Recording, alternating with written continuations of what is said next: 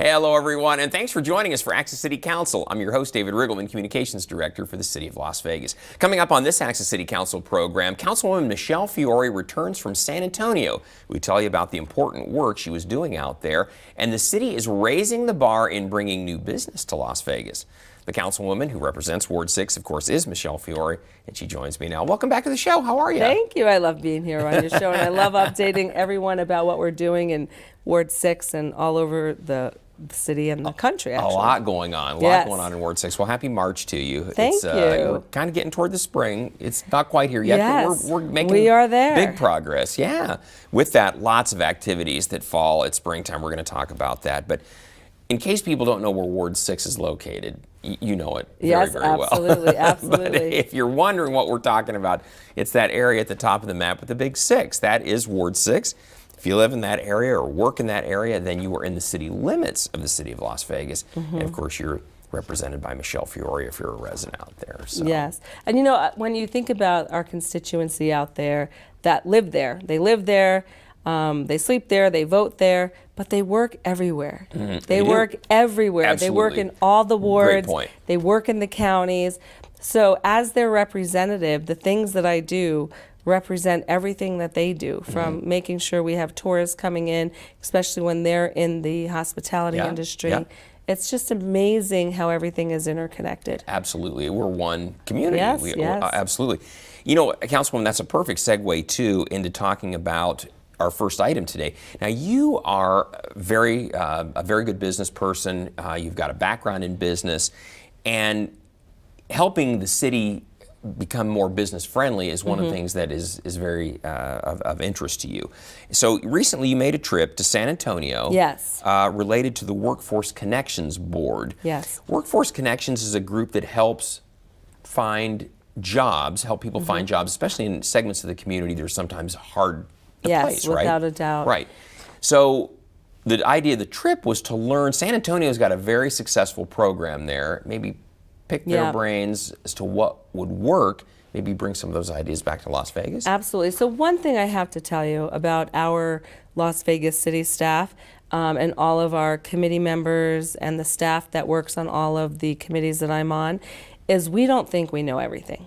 When we see a model that's working better than what we're doing, we are not shy to say, hey, can you teach us what you're doing? We don't have to reinvent the wheel. We just have to mimic success. So when you look at the state of Nevada, I'm very proud to say our unemployment rate is like less than 4%. But we have a couple of zip codes in Ward 5 that have a much higher unemployment rate.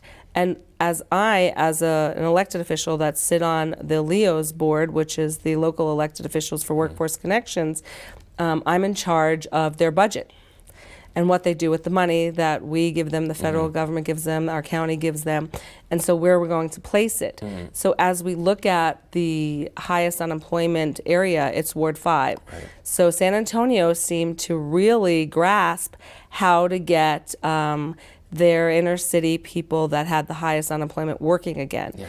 So they started marketing, So we went out there and we said, what are you doing? Show us. Teach us so we can bring it back here. What did you learn, Councilwoman? What were some of the things that San Antonio, the community, is doing that we could employ here? So they are fabulous at partnering up with other companies. Now I will tell you, when we look at Ward 5 and we look at the big things that are happening in Ward 5, like our new convention center and our hotel, you know, when we contract with them, we ask them to please, you know, give preference to the highest unemployment area, which is the area that they're building, and they've agreed to that. So we have looked at contractually making sure that Ward 5 unemployment residents get you know, a boost, like, hey, there's jobs here, you know, come apply for them. And with Workforce Connections, we can work directly with the employer to train them, for the workforce. And now we're looking at, San Antonio has implemented a paid while you learn training program. So a lot of people that might be unemployed, we find in these a couple of zip codes that our biggest competitor is the government. because when you have folks that have subsidies and have food stamps, and and you have folks that aren't working by choice because they're afraid to lose what they have. Right. We have to say, to lose the benefits if they get to lose the a benefits. job. Yeah. Don't be afraid. Like, swim out to the middle of the ocean. You're Right. not going to drown. So it's imperative that as sometimes I feel that the government has crippled a segment of our population That could work. Yeah. They just need some training They to do. find a better and job. We're willing, right? So the only two things that we need from these participants is their willingness and they're able to be trained, right? So even if, let's say, they don't have a high school diploma, we've partnered up with CSN, we've partnered up with schools. We're partnering with a lot of folks to help them get through whatever it is that they need. Do they need a GED? Do they need technical training? We're not saying go to college. Do they even need a GAD? Do they, you know what I'm saying? So it's really imperative that they know we're there. And so what San Antonio does is they've literally sent crews out, door knocking and motivating people to get involved and learn. That's great. Well, a contingent of our folks went out to San Antonio. There you guys are, city employees, elected officials, really to kind of learn what San Antonio is doing. It sounds intriguing and exciting. If the success that they've been able to garner there translates to Las Vegas, we'll be in great shape. Because as you said, our unemployment here is very low. Just a couple pockets in the community that we need to work on. So this could really help us lower that. Yeah, right. And so we look at that, and I think to myself, wouldn't it be amazing if we can get these pockets? With those low numbers too. Well, good. That's a noble cause. I wish you success. All that you guys that we're working on. That's great. Councilwoman, speaking of great business, this is wonderful. I just love to talk about when Las Vegas is growing again and good things are happening here. You posted this on Facebook.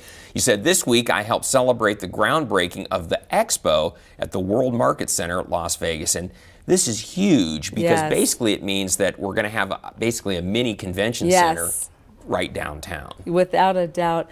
I'm so excited about this convention center. This happens to be in Ward 5, but remember, Ward 6 residents work here. Absolutely. So they work here. Benefits everyone. Yes, it just so does. And the partners, the city that they partnered with this company, they are amazing. They're an amazing company. They're an amazing group of folks, and they want to help. And they're willing to help people that want jobs here. It's going to be spectacular. Look at this, what it's going to look like. So again, we're going to have our little mini convention. I also sit on the LVCVA, which is a convention authority. And then, we have so many convention centers. Well, I think everyone is familiar with the World Market Center right there off of I-15, just near the downtown, the huge buildings. This is going to be added to that campus, basically where that east parking lot is located. This convention center will be there. And then very exciting, right across the street, it was announced at our last city council meeting that a hotel is going to be coming in. Jackson Shaw Company, it's a European look. It's going to be really cool. Really nice hotel. We're going to need those hotel rooms down there for our little convention center. Exactly. I'm hoping with this convention center to bring in 2024 the Republican National Convention and the Democrat National Convention. Right to Las We Vegas, have the downtown space. We will We want everybody. I'm a Republican woman, but I want everyone's business. Everyone's business. That's terrific. And then exciting too, the city's building 2 parking garages in Symphony Park to help with parking, which is also helping to spark more development as well there. So without a doubt. I mean, we're growing by leaps and bounds. it's exciting. It's exciting stuff. So if you think downtown is cool now, give it a year or two, it's going to be even better. So all the way around. So, and then Councilwoman, I love this. She had an event out there at Lulu's Bread and Breakfast. I managed to say that without stumbling. We talked about this on your last show. We did. It's kind of just a meet and greet out, very casual. People come in, say hello to you, meet the police officers that patrol their neighborhoods. And you had an amazing turnout. Like 80 people turn out at this, something like that? Yep, it was amazing. And I have to tell you, this was on a Monday morning. Start time 8 a.m., okay? So people came out to our coffee shop to meet me at 8 a.m. But I have to tell you, our Ward 6 constituency up there, this is kind of like when I have my pasta events. We have over 100 folks show up. People came out there in support of me because a few weeks ago the RJ wasn't very kind to me, and people came out there that just read the article the day before and said, "We just came out here, Michelle, not to have coffee with you, but to tell you we love that's you." great. They love you. It was really touching, very touching. And you're right, Councilwoman, every time you have an event, whether it's a movie in the park, whatever it might be, you get a lot of people show up. Now, that was a casual meet Just and have greet a on, coffee, 80 folks show up, you know. It was great. The same thing, you had a town hall out at Northwest Tech. That's there on Tropical Parkway. This took place on February 19th. Yep. Same kind of thing. It was to learn about crime, I think, was the main. Yes. So it was our first town hall in Ward 6 with the police officers. So we had 5 of our great folks that work on Metro, police officers. Northwest Area Command, that work in the Northwest Area Command and that, you know, patrol our area. And, you know, we had a couple of unfortunate incidents in Ward 6 last year. At the end of the year, we had a shooting out there. And so we wanted to talk about that. And we wanted to talk about how to do neighborhood watches and crime prevention and just being on the lookout. And I have to tell you, partnering with the Las Vegas Metropolitan Police Department is amazing. They're amazing. Our Las Vegas Metropolitan Police Department is truly amazing, and they truly care, and they truly are a community partner. You've got a great partnership with them. You work with them very closely on a variety of things. Councilman, tell everybody out there the big issues. We've got certainly property crimes, burglaries, both of homes and vehicles, an ongoing issue. But what else is going on out there that people need to be aware of? So we had a couple of gang activities last year at the end of the year, and one of them was a shooting, which resulted in a fatal incident with a 16-year-old girl. And the girl was, you know, kind of grouped with the gang members, and that's unfortunate. And it happened, you know, in a neighborhood right on Ann and Tenaya. And it's a problem. It's a real problem. So when the neighbors know what to look for, then they can call our Metro and say, you know, I see this is a suspicious vehicle. This vehicle doesn't belong here. And neighbors are starting to really watch out for each other and watch out for their neighbors. Well, neighborhoods where that takes place, it makes a huge difference. It really does. Criminals know not a place I want to go. I'll move on, try to do whatever I'm going to do someplace else then. So yes, without a doubt, without a doubt. Good. And then Councilwoman, this was great. You posted this on Facebook. You said, this was on Valentine's Day, I'm handing out special treats to all our awesome city employees today. It's also Random Acts of Kindness Week, and you really went above and beyond. Those boxes you see in the picture, everybody, are boxes of cookies. She passed those out. How many boxes of cookies did you guys have? A lot. So we had to have 3,600 cookies because we have 21 fire stations and our marshals and our east and west yard and our maintenance yards, and then we have our other building and then this building. We have about 3,600 folks that work with the city. So we mailed out Happy Valentine's Day cards to my constituents, and we handed out cookies to our folks that help us here and do everything here with us at the city. And I just really think that the employees that come to work every day, David, I don't think that they realize how much we love them and we appreciate them. And I just want to make sure that they know it. It's very kind of you. Yeah. That was a one way of saying, you know, I care about you and I appreciate what you're doing by handing out 3,600 cookies. Right, I know. Which I think we joked before we started recording the show. I think they were gone in about 36 minutes because they were really good cookies. Yep. And they were all fresh baked. They were. They all had love written on them, Right. and it was so cool. And they were delicious too. So thank you. You're it was welcome. much appreciated, and it was just very fitting for Valentine's Day on that Thursday. And it was Random Acts of Kindness Week on top of everything else. It was. Which probably prompted others to do the same thing. You know, so here's the thing. Being in the public eye, David, you know that sometimes people aren't kind. But I believe in my heart, everyone is good, right? Sometimes people might have a bad day. But sometimes when people are unkind on purpose, especially if they disagree with my outlook on policies or politics, they can be pretty brutal. So I have had, you know, a few journalists really work hard on investigating and constantly on top of me, kind of like a jacket. So even though they're not very kind to me, on Valentine's Day, we went to the Review Journal and delivered them a box of love as well. And we said, Happy Valentine's Day, and we're going to be kind to you anyway. Well, everyone loves cookies. That's for sure. Yes, That's yes, for sure. Yes. Councilwoman, you had a shredding event March Yes. 2nd. We joke about these because they take place on a regular basis around the city, but we always get huge turnout because people, I think, get this whole Yes. identity theft thing. Yes, Yeah. they do. And so we shredded everyone's stuff right in front of them. So they feel really comfortable. I know. And we yeah. amass so much junk over the Yes. years, too. And we you do, know? and we store it in our garage. Right. And then like, great, Michelle's doing free shredding. But then here's the other thing. If you actually pay for shredding, like sometimes people, bring 5, 6 boxes. It could be $100, $200, $300. Right. So it's free, right? So we have our shredding truck out there. You get to watch your things being shredded, and it's great. And you get to clean out your garage. Exactly. And plus, all that stuff that maybe has your social security Yes. number, your name, address, you don't have to worry about it falling into the wrong hands then. Without, so it's gone. Our last shredding event, I had a box, and the guy's like, yeah, just dump everything in there. And he has cell phones in there. I'm like, we can't shred these cell phones. It was really Cell phones, funny. no. Paper products, yes, right. Absolutely. You know, folks, if you're not familiar with one of these events, too, when you think of shredding, you think maybe the little shredder at home and it makes the strips on the paper. This is not that at all. It goes into the machine. It's really kind of pulverized into little bits of what You're not look like putting it back confetti. together. Yeah, they're Yeah. tiny, teeny. Yeah, no one's going to ever put it back together. No, so they cannot. very secure, and Yes. you can trust that it's history. Plus, the paper gets recycled then. Yes, so, yeah. absolutely. It's really cool. Well, good stuff on that. And of course, we'll do it again. If you missed it, it's tax time. I know everybody's got all these, old tax forms they want to get rid of. We'll do them again around the city, so don't worry. Another one will be coming up soon. Yep.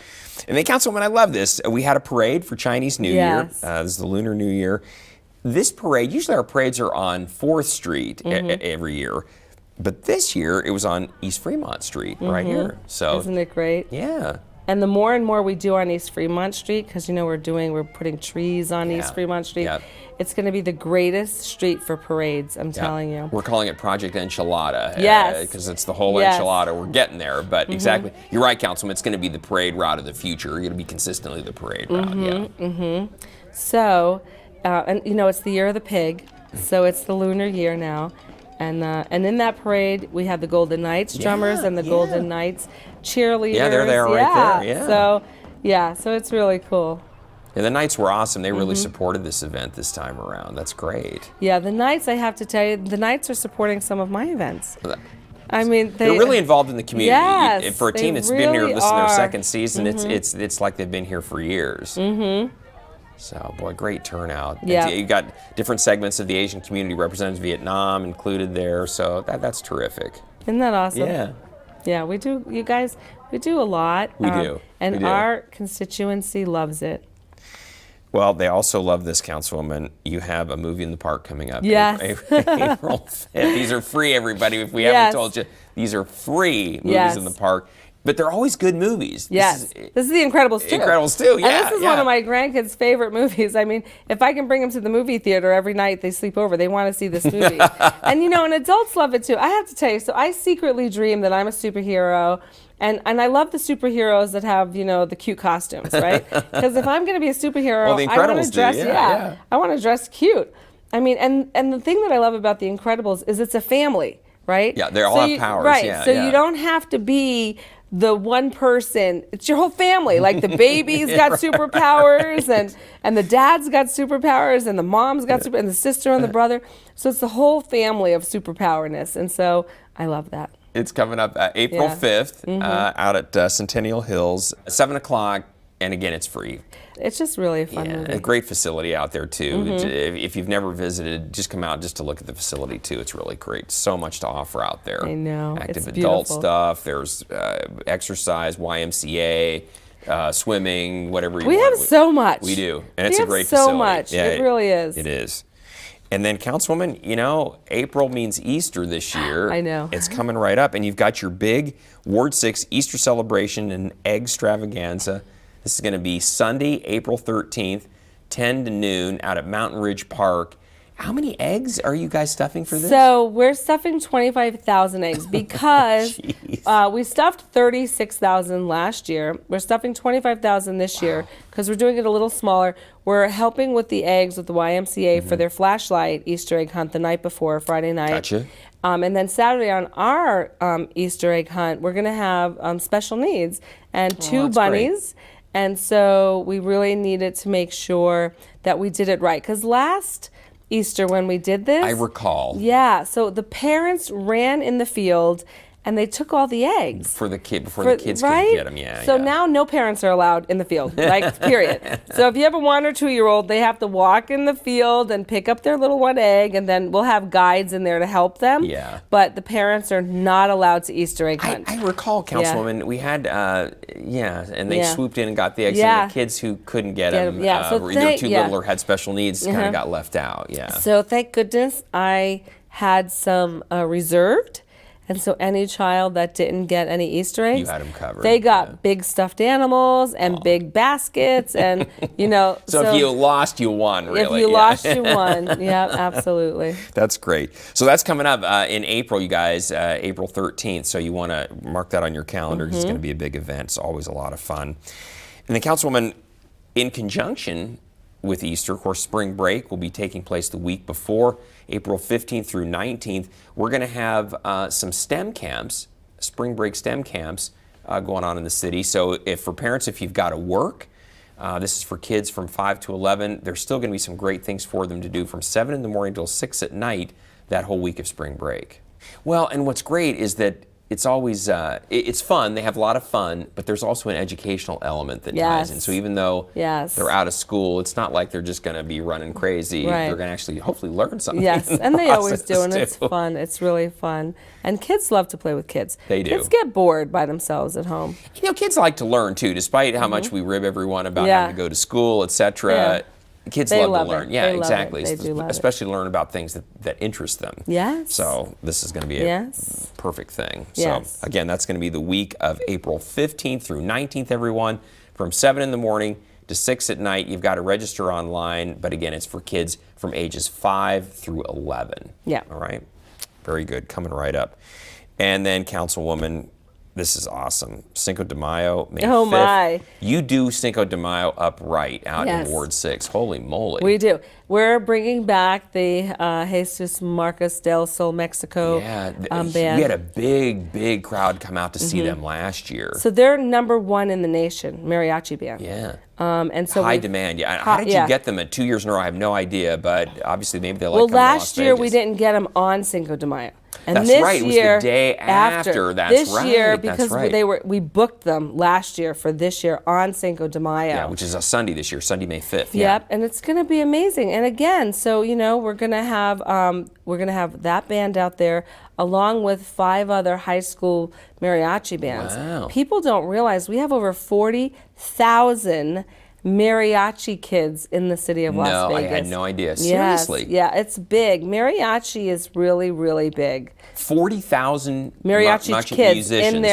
in their schools here. Impressive. They're very impressive. So some of those groups will be performing out there as well. Some of those groups will be performing a little battle of the mariachi bands, and it's just it's amazing. These kids are so talented. I can't tell you how talented they are, and their costumes, their mariachi suits are Beautiful. amazing. Yeah, I mean it's just amazing. It's an amazing culture. And then Mariachi del Sol, very, very popular. High demand, Yeah, high they demand. drew a huge crowd last year. So again, if you want to come out, that's going to be on, of course, Sunday, May 5th, and it's out at Centennial Hills. Yep, Councilwoman? Yeah, absolutely. We have the great stage there for them. the amphitheater out there. Yeah, so it'd be fun. It's going to be great.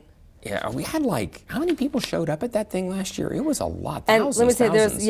and a lot of folks don't realize, but we were competing with the Golden Knights that day too. That's right, and that was the NHL playoffs. Yes, then. yes. So this year, with all the kids and stuff, it's going to be big again because also Commissioner Kirkpatrick and Councilman Stavros is going to come out too, and you guys partnered up last year too. Yeah. So we're doing it again. Outstanding. All right, so everybody Cinco de Mayo. It's going to be huge out in Ward 6, no question Yes, about it. yes, yes. So, when you do an event, it's always done up right. So Thank you. yeah, so, well, we're just about out of time here, but we want to tell everybody out there, hey, we always want to hear from you. So if you have something you'd like to share with Councilwoman Fiore, you can always find her on Facebook and Twitter. She's very active on social media.